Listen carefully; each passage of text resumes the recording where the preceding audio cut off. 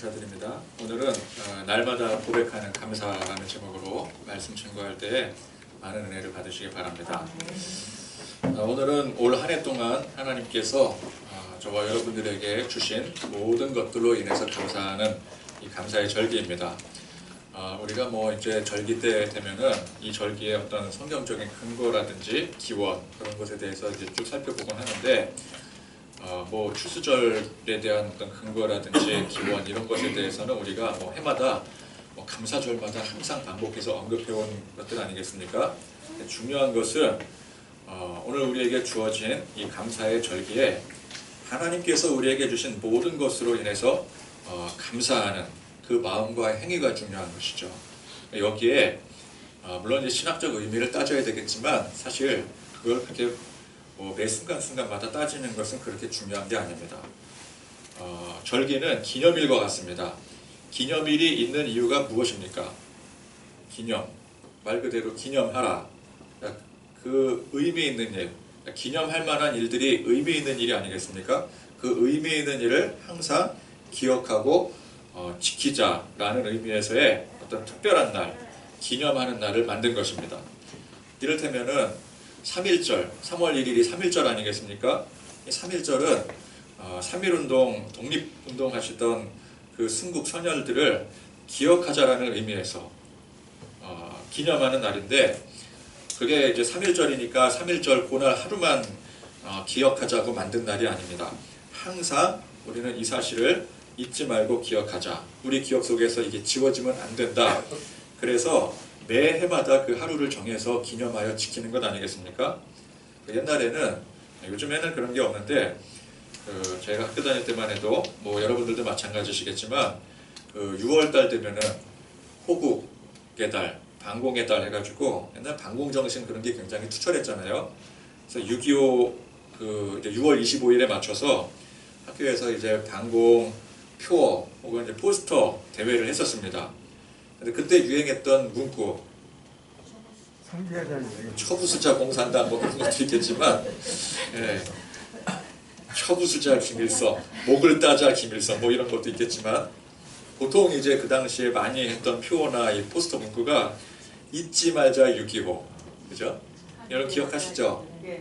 그거는 공통적인 그 6.25 표어인 것 같아요. 잊지 말자 6.25, 기억하자 6.25, 생각하자 6.25 이런 거.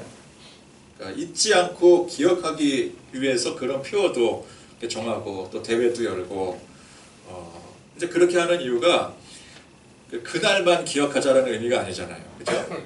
6월 25일이 되니까 6월 25일 6.25니까 그 6.25의 그날을 오늘은 잊지 말아야 되겠다. 그게 아니라 우리는 항상 이 날을 그때 그 치욕을 잊지 말아야 되기 때문에, 그때 그 역사의 과오를 되풀이하지 말아야 되기 때문에 항상 기억하고 잊지 말아야 되는 것입니다. 성경의 감사절을 강조하는 이유가 무엇입니까? 오늘 하루 감사절기이니만큼 오늘만 감사하라는 의미가 아니라 이 오늘이라는 이 감사의 기념일을 기점으로 해서 우리 매 순간 감사하는 삶을 살라고 이 절기를 주신 것입니다. 그래서 우리는 날마다 감사, 잊지 않고 감사, 숨 쉬듯이 감사하는 게 중요한 것입니다. 그런 의미에서 이 구약의 이스라엘 백성들이 드렸던 날마다의 제사가 바로 오늘 이 진설병 제사였습니다. 그래서 이 진설병 제단을 최초로 만들고 제정한 이 출애굽기 말씀으로 거슬러 올라가서 오늘 말씀을 이 감사절기에 전하고자 합니다. 하나님께서 택하신 백성 이스라엘에게 주신 약속이 시내산에서 모세를 통해 주신 시내산 언약입니다. 이 시내산 언약이라는 것은 여러분 쉽게 생각하면 십계명, 그죠? 이제 성경책 앞에 보면 십계명 나오잖아요. 십계명을 위시한 이 구약의 율법의 말씀들이 바로 이 시내산에서 모세를 통해 이스라엘 백성들에게 주신 하나님의 약속, 즉 시내산 언약인 것입니다. 자, 이 시내산 언약은 하나님의 백성으로서 어떻게 살아야 되는지, 또 왜 번영을 하고 살아야 되는지에 대한 답변으로 주신 약속입니다. 이 답변의 두 가지가 율법과 성막입니다. 자, 성막은 곧 제사제도, 하나님 앞에 드리는 모든 제사제도를 포함합니다. 그러니까 율법과 성막을 통해서 하나님께서는 하나님의 백성이 거룩하기를 원하셨어요. 자, 그런데 이 거룩이 뭡니까? 진정한 거룩의 의미는 인간이 할 수 없는 것입니다. 인간에게 거룩이라는 표현을 쓸 수가 없어요, 애초에. 그러니까 하나님의 거룩입니다. 하나님의 거룩은 완전한 거룩이에요. 그래서 율법을 통해서 혹은 성막의 제사를 통해서 우리 인간이 하나님의 거룩에 나아갈 수 있다고 생각할 수 있겠지만 여기에는 함정이 있습니다. 사실 이 방법으로는 우리 인간이 결코 거룩해질 수 없는 것입니다. 왜냐하면 죄 때문에 그래요. 죄를 가진 인간은 그 죄로 인해서 거룩에 들어갈 수가 없는 거예요. 이 거룩은, 하나님의 거룩은 죄가 없는 것을 말하는 것입니다. 죄 없이 깨끗한 것을 말하는 거예요. 그런데 우리는 죄가 있기 때문에 하나님의 이 완전한 거룩에 이를 수가 없습니다. 율법을 통해서, 성막의 제사를 통해서 구약의 이스라엘 백성들은 내가 하나님의 거룩에 참여할 수 있다라고 믿었겠지만 성경이 그렇게 가르치는 것 같지만 사실은 아닙니다. 죄를 가진 인간은 그 어떤 방법으로도 거룩에 들어갈 수가 없는 거예요. 그래서 시내산 언약은 다시 갱신된 언약으로 나아가게 되는데 이게 다윗 언약입니다. 이 다윗 언약은 다른 말로 메시아 언약이에요. 그러니까 장차 우리를 위해서 메시아가 올 것이다라고 하는 새로운 약속입니다. 자, 우리의 죄 때문에, 인간의 죄 때문에 하나님의 거룩에 결코 이룰 수 없다라는 것을 무엇이 증명해 줍니까? 율법의 말씀이 증명해 주는 거예요. 그러니까 율법의 말씀을 통해서 혹은 제사의 행위를 통해서 사람이 그걸 통해서 거룩해진다, 이게 아니라 이거를 통해서 우리는 거룩해질 수 없는 존재임을 깨닫게 하는 거예요. 그래서 갱신된 계약으로 나간 이 계약이 뭐라고요? 메시아 언약, 다윗 언약이에요. 그러니까 장차 오신 메시아께서 우리가 해결할 수 없는 죄를 대신 해결해 주신다는 약속입니다. 그래서 우리의 힘으로는 하나님의 거룩에 이를 수 없지만 장차 오실 메시아께서 우리의 죄를 해결해 주심으로 우리가 하나님이 원하시는, 하나님께서 명령하신, 율법에서 하나님께서 명령하신 게 결국 뭐예요? 너희는 거룩해야 된다. 근데 이 거룩에 이르기 위해서는 우리가 율법에 제시한 그 방법으로는 도저히 거룩에 이를 수 없기 때문에 결국은 우리는 뭘로 나가야 된다? 메시아. 듣고 계십니까? 네, 메시아로 나가야 된다. 결국 메시아로 오신 예수 그리스도를 믿어야지만 우리는 죄 사함을 받을 수 있고, 그러니까 율법으로 죄 사함을 받는 게 아니라 제사의 행위로 죄 사함을 받는 게 아니라 예수님을 믿음으로, 십자가 보혈을 믿음으로 우리의 죄 사함을 받아서 우리는 하나님 앞에 거룩으로 들어갈 수가 있는 거예요. 하나님이 거룩하라고 하신 그 말씀을 비로소 지킬 수가 있는 거예요. 그래서 하나님은 예수 그리스도를 믿는 십자가의 증표를 보시고 우리를 거룩하다, 너희가 비로소 나의 자녀가 되었다, 그렇게 인정해 주시는 것입니다. 따라서 거룩은 우리의 행위가 아닌 오직 믿음으로 얻어지는 거예요.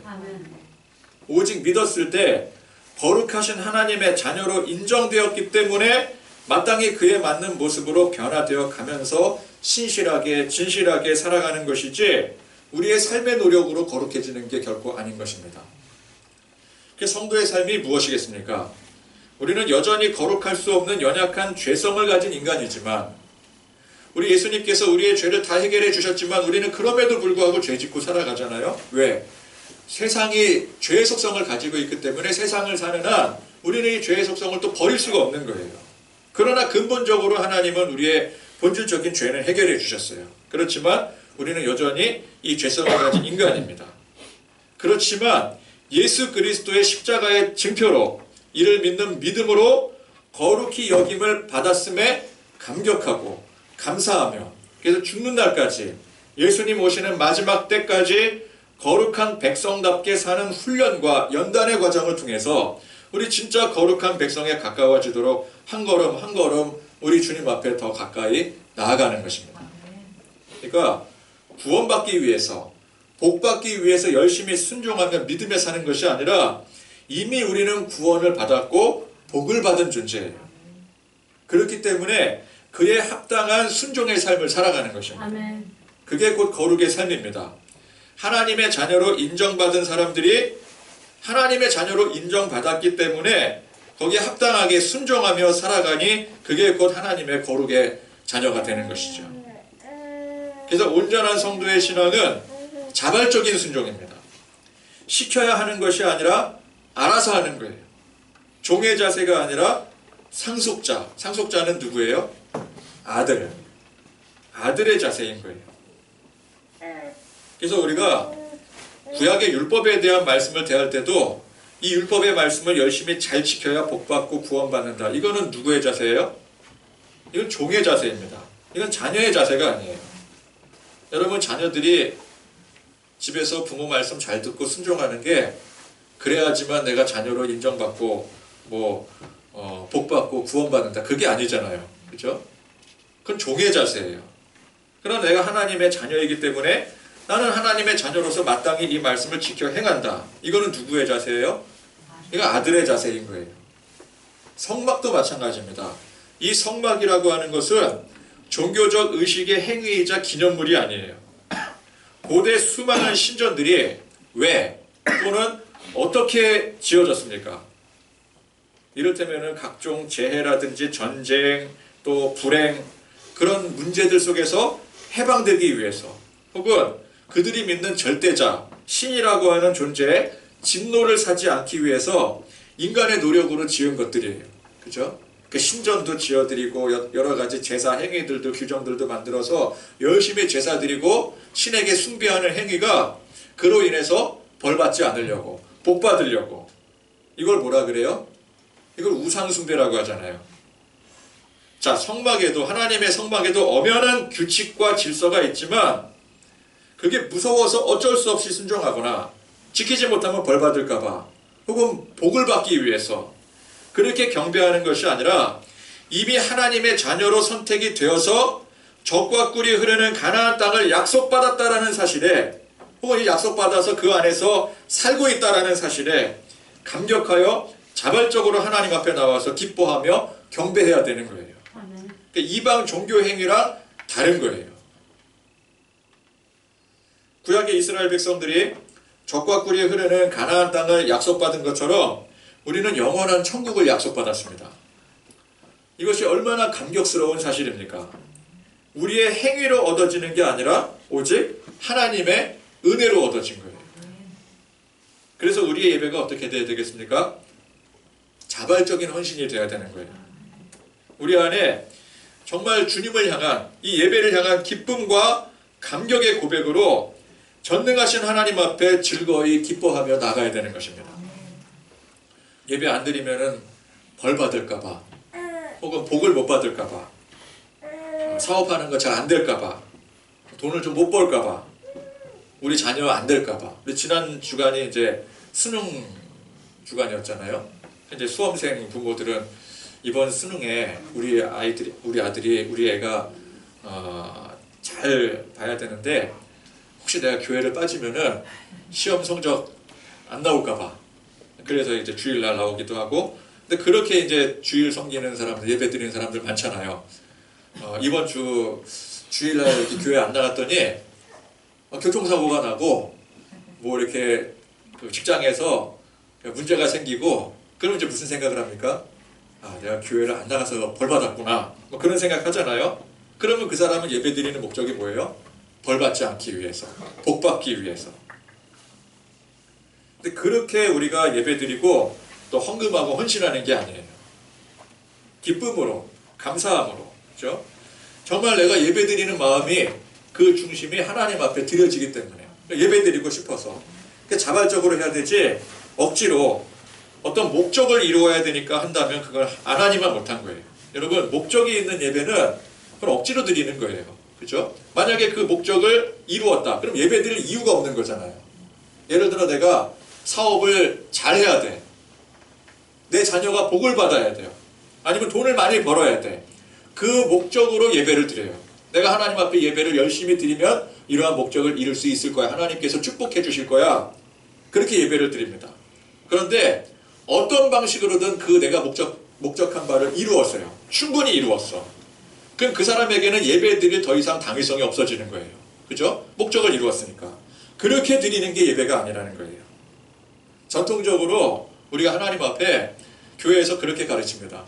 복 받기 위해서 예배 드리십시오. 복 받기 위해서 기도하십시오. 예배 안 드리면 벌 받습니다. 기도 안 하면 문제 생깁니다. 그러니까 성도들이 문제 생길까 봐 기도하고 복 받기 위해서 예배 드리고, 이게 잘못된 거예요. 우리는 하나님을 사랑하는 마음으로, 감사하는 마음으로, 항상 하나님을 향한 마음의 중심이 있기 때문에 나와서 예배를 드려야 되는 거예요. 어떤 사람은 그래요. 야, 그래도 그런 식으로라도 하나님 앞에 나와서 예배 드리고 순종하는 게 그래도 낫지 않겠냐? 나을 게 없어요. 아나니아와 삽비라를 보세요. 아나니아와 삽비라는 헌금을 했습니다. 많이 했어요. 그죠? 밭을 팔아서 그 절반을 드렸어요. 그러면 밭이 얼마인지 모르겠지만 여러분, 땅값이 뭐 한두 푼 하는 게 아니잖아요. 그럼 그 절반이라 그래도 어마어마한 금액일 거예요. 근데 그걸 헌금을 했단 말이죠. 근데 어떻게 했어요? 어떤 마음으로 했어요? 아까운 마음이 있었고, 또 이거 체면상 해야 되는 마음도 있었고, 그러니까 한마디로 어떻게 드린 거예요? 억지로 한 거예요. 정말 하나님 앞에 중심을 드리고자 하는 마음으로 했다면은 숨길 이유가 없는 거예요. 그냥 반을 드리면 드린 거지 그걸 숨길 이유가 없어요. 그죠? 아니, 반을 드렸다고 뭐라 그러는 게 아니라고요. 반을 드리더라도, 아니 10분의 1을 드리더라도 숨기는 마음이 없어야 되는데 이 두 부부는 그걸 숨겼어요. 그러니까 숨기는 마음으로 드린다면은 그 10배를 해도 그건 의미가 없는 거예요. 그건 거짓을 구하는 거예요. 온전한 순종이 아니었기 때문에, 억지적인 순종이었기 때문에 그들은 거짓을 구했고요. 그 자리에서 저주받아서 즉사를 하게 됩니다. 그러니까 그렇게 거짓으로 순종할 것 같으면은 아예 하지 않았더라면은 그런 저주까지 받지는 않았을 거예요. 성경이 뭘 말해주고 있는 것입니까? 억지로라도 순종해라. 그거 하나도 중요하지 않더라는 거예요. 그러느니 하지 말라는 거예요. 우리가 순종하려면 억지로 하면 안 됩니다. 우리 마음을 들여서 순종해야 되는 거예요. 그러니까 구약의 율법이나 성막, 또 이 안에 있는 각종 제사 행위들에 대해서 우리는 그런 식으로 해석을 해야 돼요. 벌받지 않으려고, 복받기 위해서, 그래서 순종하고 제사 드리는 것이 아니라, 이 구약의 백성들도 똑같은 겁니다. 기쁨과 감격과 자발적으로 그렇게 하나님 앞에 율법도 행하고 제사도 드리고 성막도 열심히 지어드리고 봉헌하고 그래야 되는 거예요. 그런 의미에서 오늘 말씀의 이 진설병상이 중요한 것입니다. 그럼 하고 많은 말씀들 중에 왜 이 구약의 진설병상, 이 제작에 관한 말씀일까? 이 굉장히 형식적인 것 같은 구약의 율법, 또 그 중에서도 또 형식적인 게 제사규례 아니겠습니까? 여러분들 제일 읽기 싫어하는 성경 중에 하나가 뭐예요? 출애굽기 후반부부터 레위기잖아요. 그죠? 근데 그런 규례를 만드는 제사용 이 성물들의 제작 과정 속에 여기에 우리의 예배의 모습, 감사의 태도가 그대로 담겨있기 때문이에요. 구약의 백성들은 제사장들을 중심으로 하나님 앞에 각종 제사를 드렸습니다. 절기마다 드리기도 하고 또 정해진 안식일에 정해진 대로 규정대로 드리지만 또 날마다 변함없이 드리기도 했어요. 이 제단의 이 불은 항상 꺼지지 않게 했어요. 자, 이 진설병상은 백성들이 날마다 하나님께 올리는 제사의 상징입니다. 이 제사는 번제나 다른 제사들처럼 특별한 의식이 필요가 없어요. 날마다 그냥 드리는 거예요. 자, 이 진설병상을 어떻게 만들었는가? 오늘 만드는 과정이지 않겠습니까? 보니까 간단하게 보자면 하나님의 임재의 상징인 언약궤, 증거궤라기도 하고 또 법궤라고도 하는 이 증거궤보다 작은 사이즈로 순금으로 싸고 채를 만들어서 고리에 연결하게 했습니다. 여기에는 뭐 중요한 형식이 들어가는 거죠. 거기에 대접과 숟가락과 병과 잔을 올렸습니다. 근데 이제 어떻게 만들어졌는가는 오늘 우리에게는 그렇게 중요한 일이 아니니만큼 아, 이렇게 만들어졌구나, 그렇게 이제 이해를 하시면 되겠고, 중요한 건 뭐겠어요? 재료가 중요한 것이겠습니까? 아니죠. 용도가 중요한 거죠. 이게 도대체 어떻게 쓰임받은 용도인가? 이 용도는 보니까 이 용도가 뭐예요? 그 위에다 뭐 올려놓는 거예요? 진설병. 그 진설병상이잖아요. 진설병이 뭐냐? 직역을 하면은 얼굴의 떡, 면전에 놓인 떡을 말해요. 곧 하나님께 바치는 거룩한 떡으로 누룩이 들어가지 않은 무교병을 바쳤어요. 무교병 아시죠? 누룩이 안 들어간 거, 부풀지 않은 거. 근데 누룩이 뭘 상징을 합니까? 구약 성경에서 누룩이 뭘 상징을 해요? 죄를 상징해요. 그러니까 누룩이 들어가지 않았다는 것은 죄사함, 즉 거룩함을 상징하는 거죠. 거룩한 하나님의 백성으로 드려지는 것을 말하는 거예요. 그래서 이스라엘 백성들이 출애굽할 때, 애굽을 탈출할 때 그 유월절의 규례 속에 무교병을 먹었잖아요. 그래서 유월절이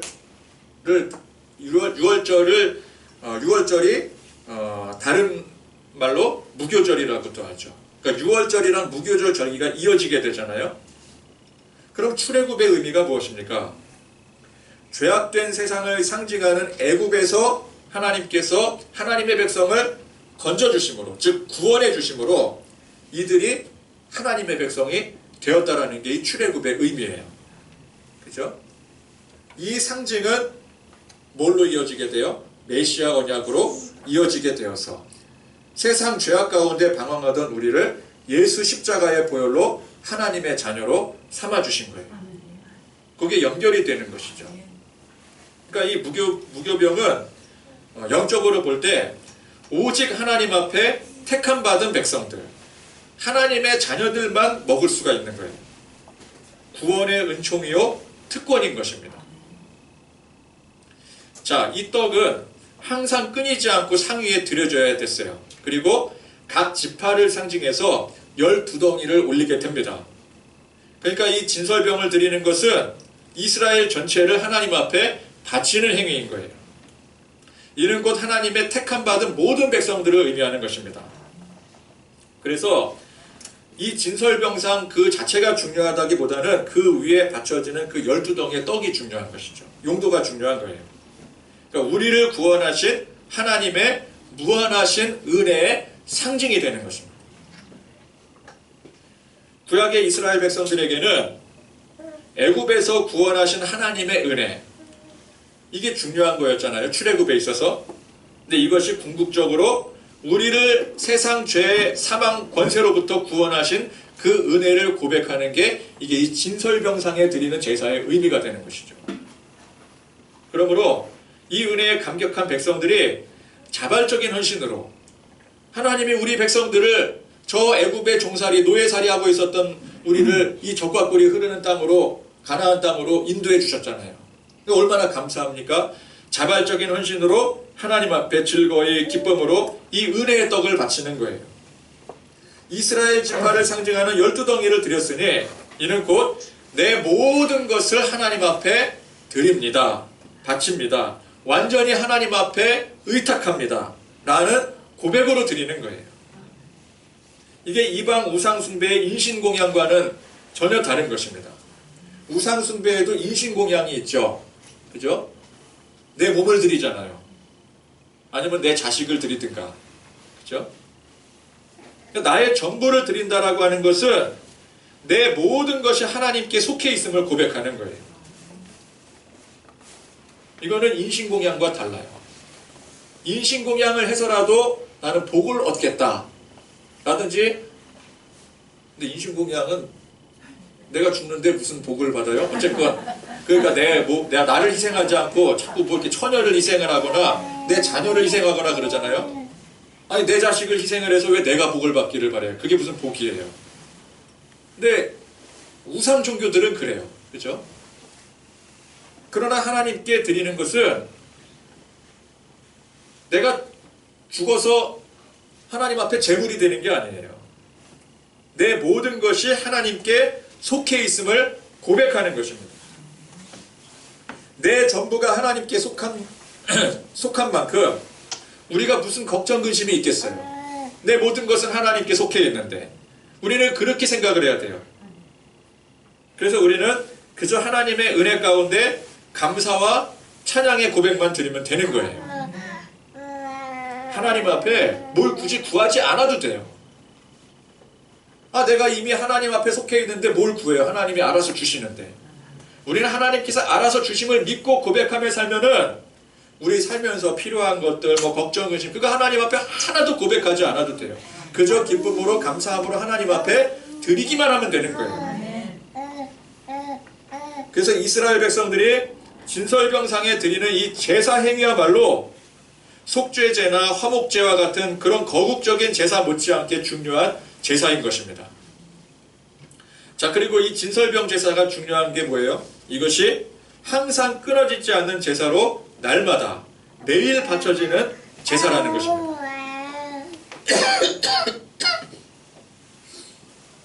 자, 이 진설병이 매 순간, 매일은 매 순간을 말하는 거잖아요. 날마다 그렇게 하나님 앞에 드려짐으로 백성들은 날마다 하나님과 만나고 교제를 하는 겁니다. 우리는 보통 일주일에 한 번 이렇게 주일날 나와서 예배 드리잖아요. 근데 어떤 사람들은 또 수요일에도 나와서 예배 드리고, 또 금요일에도 나와서 예배 드리고, 또 새벽에도 나와서 예배를 드립니다. 예배는 예배 시간이 뭐 하는 시간이에요? 하나님 만나는 시간이잖아요. 하나님과 교제하는 시간이지 않겠습니까? 그러니까 제사장이 진설병을 드리고 분향을 하고 제물을 태우는 것처럼 우리의 예배도 일정한 형식을 갖습니다. 이방 종교들은 형식이 매우 중요해요. 엄중한 형식이 아니고서는 어떤 신에 대한 제사나 예배 자체를 드릴 수가 없어요. 형식이 안 돼 있으면 예배가 성립이 안 됩니다. 안 됩니다. 그렇죠? 가톨릭에서도 그 미사를 드리는데 그 여러 가지 중요한 어떤 성구라든지 그런 형식 절차들이 있잖아요. 그게 미비되어 있으면은 그 미사를 드릴 수가 없어요. 그 형식이 굉장히 중요합니다. 물론 우리 예배도 그런 일정한 형식이 있어요. 예배 장소가 있고 시간이 있고 또 예배에 필요한 여러 가지 성구들이 있겠죠. 그러나 그 자체가 예배는 아니에요. 하나님을 우리가 예배하는, 하나님을 만나는 데 유용한 도구이지 이게 반드시 필요한 것들은 아닙니다. 하나님께서 정하신 안식일이 완성된 주일을 구별하여 우리가 이렇게 주일에 나와서 예배를 드리지 않겠습니까? 근데 꼭 이날만 드리는 것이 예배는 아니에요. 뭐 11시 내지는 오후 2시에 예배를 드리지만 꼭 그 시간에 드리라는 법은 없어요. 어느 교회는 앞에서 이제 인도하시는 분이 혹은 이제 뭐 성가대라든지 예배 어떤 이제 준비하는 사람들이 가운 같은 거를 입고 예배를 드리지만 그 입어도 되고 안 입어도 되는 거예요. 강대상이 있잖아요. 강대상이 있으면 좋지만 이거 없어도 예배 드리는데 아무 문제가 없어요. 물론 불편은 할 수 있지만 이 예배 드리는 어떤 필요 충분 조건은 아니에요. 마이크가 있어야 이게 소리가 증폭이 돼서 제가 편하게 말을 할 수 있고 또 여러분들도 편하게 들을 수 있겠지만 이거 없어도 예배는 충분히 드릴 수 있어요. 교회로 등록이 돼서 종교시설이라는 허가를 받은 이 장소도 물론 중요하지만 그렇지 않다고 예배를 못 드리는 것은 아닙니다. 건물이 없다면 아무것도 없는 공터에서 예배를 드려도 그 예배가 되는 거예요. 그냥 가정집에 모여서 예배를 드려도 그것이 교회가 되는 거예요. 무슨 뜻입니까? 예배는 형식이 아니라는 거예요. 적어도 기독교의 예배는 형식이 아니에요. 다른 종교는 형식이 중요하지만 우리 기독교의 예배에 있어서는 형식이 중요한 게 아니에요. 아무리 화려한 성구에 잘 준비되고 절제된 형식을 갖추고 있어도 그 예배 가운데 하나님을 만나지 못하면 그건 예배가 아닌 것입니다. 그러니까 하나님을 만나는 게 예배예요. 하나님의 음성을 듣는 게 예배예요. 하나님은 우리를 교회 건물이라든지 어떤 정해진 시간 혹은 이 강대상 이런 것들을 통해서 만나시는 게 아니에요. 우리의 마음을 통해서 만나시는 것입니다. 아멘. 여러분들의 마음의 고백을 통해서 하나님이 우리를 만나주시는 거예요. 그래서 우리의 마음이 하나님을 예배하고자 하는 중심으로 하나님 앞에 나아갈 때 이 예배가 성립이 되는 것입니다. 따라서 주일에 이렇게 정해진 시간에 정해진 장소에서 일정한 형식으로 모인 이 예배를 통해서 하나님을 만나는 것만큼 여러분들 각자의 시간과 장소에서 또 일정하지 않는 형식 가운데서도 우리의 중심을 통해서 하나님을 만나고 교제하는 예배가 중요한 것입니다. 주일에 교회에서 예배하고 나머지 6일 동안 삶 속에서 예배하지 못한다면 그 사람이 드리는 주일의 예배는 참 예배가 아니라고 A.W. 토저가 말했습니다. 무슨 뜻입니까? 오늘의 이 예배가 이게 형식으로 고백이 되어진다면 예배는 아무 의미가 없는 거예요. 그러나 이 예배가 여러분들의 매일의 삶의 고백으로 드려질 때 비로소 오늘 드리는 이 예배가 의미가 있다는 뜻입니다. 감사절 절기의 고백이 이것이 매 순간 우리의 삶 속에서 날마다 숨쉬는 동안 고백이 되어질 때 비로소 그것이 진정한 감사의 절기의 삶이 되는 거예요. 아멘. 이 시간 우리가 찬양하고 기도하고 말씀 듣고 헌금하는 것만이 예배가 아닙니다. 여러분들의 일상의 삶 속에서 하나님이 지금 나와 함께 하심을 인지하고 그분과 동행하며 경외감을 느끼고 감사함을 고백하며 살아갈 때 그것이 여러분들 각자의 삶의 예배가 되는 거예요. 아멘. 예전에 그 베니 목사님의 안녕하세요 성령님이라는 책이 있었잖아요. 매일 아침 성령님께 안녕하세요 라고 인사할 수 있는 사람은 매 순간 주님의 임재 가운데 감사함으로 사는 사람일 것입니다. 매 순간 주님이 나와 함께 하신다라는 자각으로 사는 사람은 무슨 일을 해도 무슨 결정을 해도 주님의 온전하신 뜻 가운데 하게 되겠죠. 우리 항상 그러니까 하나님 앞에 하나님 중심으로 사는 사람은 뭘 하든지 간에 하나님 앞에 묻는 태도로 시작을 하는 거예요. 하나님, 이거는 어떻게 할까요? 이렇게 할까요? 저렇게 할까요? 그 사람은 눈에 하나님이 보이는 것은 아니에요.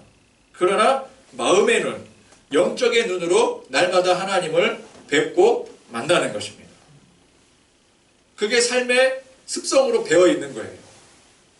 중요한 사업적 결단을 할 때도 그냥 마음속으로 자연스럽게 하나님 앞에 묻고 결정을 하는 거예요. 묻고 시작하는 거예요. 어떤 중요한 사람 만나서 그 사람 의견을 듣고 시작하는 게 아니라 하나님께 먼저 묻고 시작을 하는 거예요. 그게 태도에 배어 있는 거예요. 그러면 그게 뭐라고요?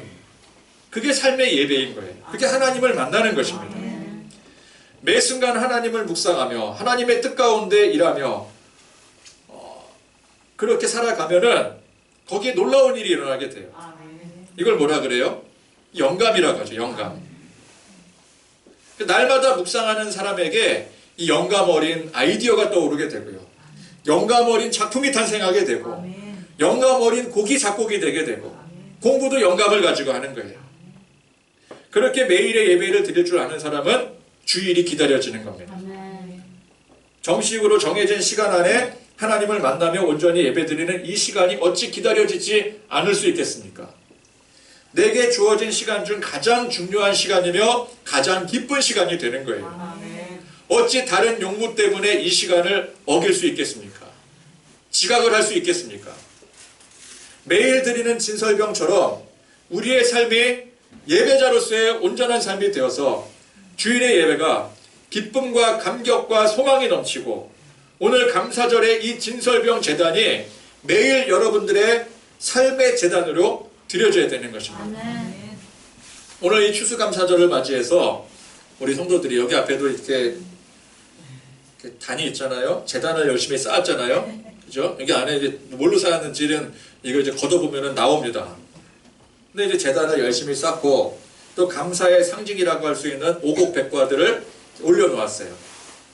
이 장면을 보니까 이게 뭡니까? 오늘 말씀에 이게 뭐예요? 진설병. 이게 진설병단인 거예요. 그죠? 진설병상. 그죠? 우리 진설병상을 쌓은 거예요. 그죠? 근데 이제 누가 이제 여기 추수의 헌물에 떡을 올려두면 어떻겠느냐라는 제안이 있었습니다. 매우 성경적인 제안이에요. 그죠? 진설병상은 그 위에 떡을 올려놓는 거예요. 다만 올리지 않는 이유가 있습니다. 왜일까요? 떡은 이 김이 모락모락 음식 냄새를 풍기잖아요. 이게 음식 냄새, 조리된 음식 냄새와 이 천연향은 다릅니다. 그죠? 천연향은 야 향기롭다 그러지만 조리된 음식 냄새는 올라오면 어떤 생각이 들어요? 배고프다, 먹고 싶다 그런 생각이 먼저 들잖아요. 그러니까 이제 예배 시간에 이 김이 모락모락 맛있는 냄새를 풍기면은 예배에 집중이 안 되기 때문에 그런 사정상 떡을 올려놓지는 않는 것이지만 성경적인 의미에서는 과일이 아니라 떡을 올려놔야 되는 거예요. 사실은. 그죠? 진설병상이잖아요. 진설병상으로 해석을 한다면. 그죠? 비록 우리가 여기에 언약의 진설병을 올려두지는 않지만 그 의미를 생각해야 됩니다. 단순히 우리에게 주신 일용한 양식들이 아니라 우리의 죄를 사하시고 구원하신 이 무교병의 의미를 생각해야 되는 거예요. 우리에게 날마다 일용한 양식을 베풀어 주시는 하나님의 은혜, 그래서 올 한 해 주신 결실로 감사하는 것 이상으로 우리의 생명을 구원하신 예수님의 십자가 보혈의 은혜에 감사해야 되는 거예요. 이게 진짜 감사의 고백인 것이죠. 그 언약의 진설병이 뭘 상징한다 그랬어요? 이스라엘 12지파를 상징한다고 했어요. 즉 우리가 이 언약의 진설병이 되어서 하나님 앞에 드려지는 거예요. 진정한 감사의 고백은 드림으로 이루어지게 되는 것입니다. 그러니까 하나님께서 올 한 해 동안 이러저러한 것들을 나에게 많이 주셨으니까 감사합니다. 이게 아닙니다. 하나님은 올 한 해뿐만 아니라 우리의 삶 전체의 모든 것을 이미 주셨어요. 적당히 주신 것도 아니고 아낌없이 부어주셨습니다. 독생자 예수님을 우리에게 내어주셨지 않겠습니까? 그럼 우리가 무엇을 더 바랄 게 있겠어요? 예수님보다 귀한 게 있습니까? 이미 하나님께서 가장 귀한 것을 우리에게 주셨는데 우리가 뭘 더 바라겠어요? 돈을 바라겠습니까? 명예를 바라겠습니까? 이미 그것과는 비교할 수 없는 놀라운 은혜를 우리에게 부어주셨는데, 전부를 주셨는데 우리는 하나님 앞에 뭘 구할 게 없는 거예요. 그래서 우리가 뭘 더 얻어내기 위해서 하나님을 믿고 섬기는 게 아닙니다. 이미 우리에게 풍족히 주신 것으로 인해서 감사함으로 하나님을 섬기는 거예요. 앞으로 뭘 주시건 안 주신 건 그건 상관이 없는 거예요. 그걸로 우리가 믿음 생활하면 안 되는 거예요. 그런 하나님 앞에 우리의 모든 것을 드린다라고 하는 것은 앞서 말씀드린 바와 같이 우리가 하나님께 속해 있음을 고백하는 것입니다. 내 것을 덜어 드린다는 개념이 아니에요. 내가 하나님 앞에 속해 있음을 고백하는 거예요. 그게 헌금의 고백인 것입니다. 그것이 11조의 고백인 거예요. 우리는 그걸 희생이라고 말하는데 엄연히 따지자면 그건 희생이 아니에요. 내가 하나님 앞에 속한 게 그게 희생입니까? 그건 은혜지요. 가장 큰 은혜요 축복인 것입니다.